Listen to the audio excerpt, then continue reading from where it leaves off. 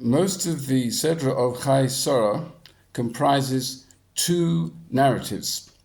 The one is the negotiations over Kever Machpelah as a burial place for Sorah Imeinu and the Avos and Imahos after that.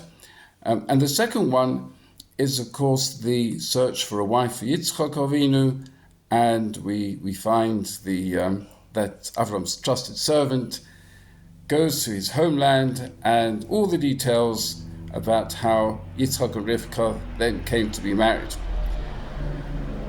But the Torah seems to repeat itself quite a lot and go into such details that we wonder, why do we need to know them?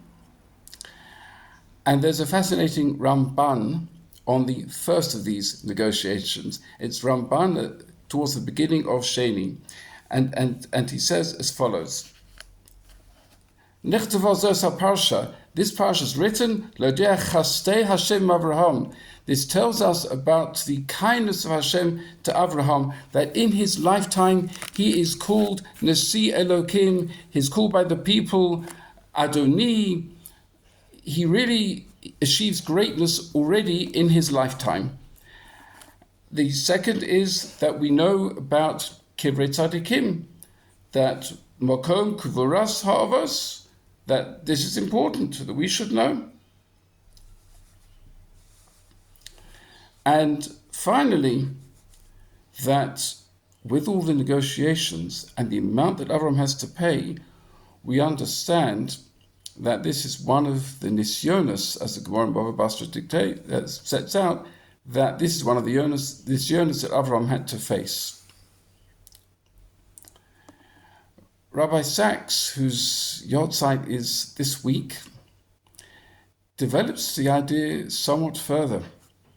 He says, Sarah Imenu passes away, and Avraham can look at his life at the two great promises made by Hashem to him, the promise of land and the promise of children, each promised 5 times, neither of which really fulfilled by the time that Sarah passes away. Yes, he has one son to continue, but the one son has no wife and no children himself.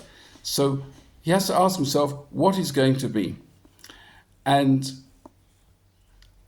the way that Rabbi Sachs puts it is that Avraham comes to the realization that he has to be part of the mechanism to bring about these promises from Hashem. Hashem is going to help it make it happen, but he has to be part of it. And he puts it like this: faith does not mean passivity.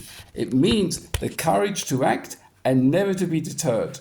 The future will happen, but it is we, inspired, empowered, and given strength by the promise, who must bring it about.